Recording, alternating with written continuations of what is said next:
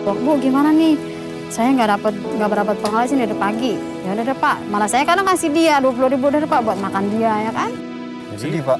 Bukan sedih lagi. Sedih banget bener. Ingat anak. Iya, ingat anak. Kontrakan doang sih ya 350. Ini saya udah 4 bulan saya belum kebayar. Setelah adanya ojol, terus Bapak tuh otomatis macet, tornya nggak kuat. Bapak kalau ini udah pasrah deh, mau baja diambil oleh pihak bank silakan.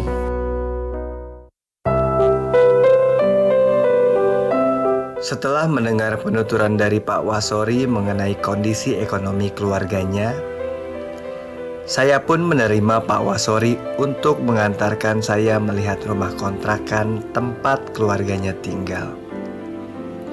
Saya pun mengikuti langkah Pak Wasori memasuki gang sempit yang memang tidak jauh dari pangkalan baja di Duren Sawit.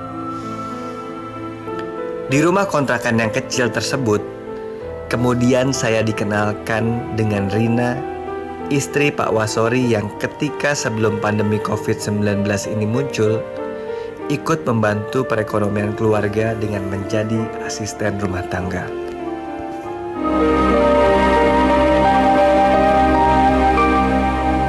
Bu Reni, Ya, kenal Pak Sori, gimana ceritanya Bu? ceritanya dulu saya lagi kenal dia masih supir taksi. Oh, Mm-mm. tahun? Tahun berapa ya? Tahun 97 ya? Ya, 97. 97. Dan sekarang Pak Sori kan profesinya jadi supir bajai. Iya. Bagaimana Bu? Di tengah pandemi seperti ini, Pak Sori memberikan nafkah ke ibunya gimana tuh Bu? Ya, Cukup apa kurang? ya sebenarnya sih kurang ya semenjak ya pandemi begini. Paling ngasih cuman ya 30, 20 ya cukup nyampe mana coba ya. Duit segitu, anak banyak. Ya yang udah rumah tangga sih 1, cuman kan yang masih sekolah saya 3, nanggung masih anak 3 kan. Sedih ya Bu ya. Kontrakan berapa? Kontrakan sebulannya 500 lah sama listrik sebulan. Dulu di zaman pas Pak Sori kapan Bu? Enak Bu ngasih ininya, enak kapan Bu? Ya pokoknya sebelum ini aja juga sebenarnya mah masih ini. Masih aman ya sebelum pandemi masih. Sebelum pandemi juga masih aman lah. Pokoknya emang semenjak pandemi begini, saya juga tadinya kerja sekarang jadi nganggur, udah nggak kerja lagi. Dulu kerja apa Bu? Ya asisten rumah tangga. Nah Bu Reni, bagaimana Bu cara mensiasati kebutuhan sehari-hari di tengah Pak Sori memberikan uang yang pas lah, yang cukup gitu, mensiasatinya gimana Bu? Ya yang penting sayanya ya bisa ini aja lah, bisa ngatur aja gitu aja. Yang penting saya mah yang kecil aja tuh, yang ini belum lama habis sunat ini juga nih. Dia soalnya nggak, namanya anak masih segini kan belum ngerti kalau orang tua nggak ada gitu kan. Pokoknya saya mah yang penting anak yang ini aja, ini yang bontot gitu. Kalau masalah makan mah sama apa aja juga alhamdulillah sih anak-anak saya nerima gitu. Masih masak apa aja masih iya, aman, masih mau. makan. Kadang juga nggak masak gitu. Yang penting ya pokoknya anak saya untungnya pada nerima gitu loh. Tapi semua anak-anak ada yang sekolah ya Bu ya? Ada yang sekolah? Sekolah semua sih alhamdulillah. Iya, ya alhamdulillah dapat negeri gitu Mas. Iya. Enggak, biaya nggak terlalu gitu. Kan di tengah pandemi ini anak-anak sekolah mesti pakai kuota tuh Bu. Itu gimana tuh Pak? Ya jadi saya punya HP cuma 1, jadi ya barengan aja gitu. Kadang-kadang gantian. Kadang gantian gitu. Bapak satu itu, sekeluarga Iya. itu satu. Iya. Habis gimana? Gantian aja. Dulu apa yang SD gitu. Pokoknya yang penting bisa di ini aja lah. Ini diatur-atur ya. Iya. Wah, Makanya tahu deh. berat ya Bu ya. Bukan berat lagi. Tapi ya gimana lagi Pak, jangan Iya. bersyukur kan, jalanin bersyukur. Selalu bersyukur aja. Semoga yang dibilang tadi Bapak Sori, semoga corona cepat berakhir dan bisa maksimal lagi kita nyari rezekinya buat keluarga gitu kan. Seberapa sering Pak Bapak nahan lapar pas Bapak lagi bawa bajai sambil nunggu penumpang tuh, pernah nggak Pak? Bukan pernah lagi, hampir setiap hari. Tanya sama istri saya. Begitu pulang, masak langsung makan. Setiap hari. Jadi di luar nggak jajan tuh? Enggak. Air mineral aja. Ini air mineral. Kalau nggak ada, udah dapat rezeki paling beli kue roti itu yang 2.000. Udah itu buat ngisi. Bener.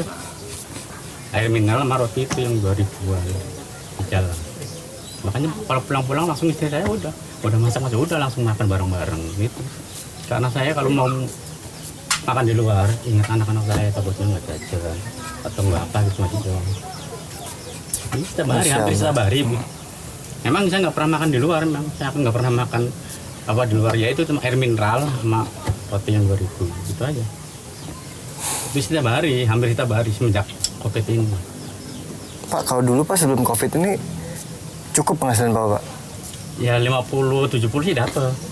Tapi sih sebenarnya nggak cukup. Pas sebelum COVID masih dapat. Masih bisa buat bayar kontrakan dan jajan anak-anak itu masih bisa lah ya dulu ya? Ya alhamdulillah kan istri yang ngatur, dan waktu itu kan istri masih kerja juga ya? Masih Jadi bisa ada tambahan. bantu.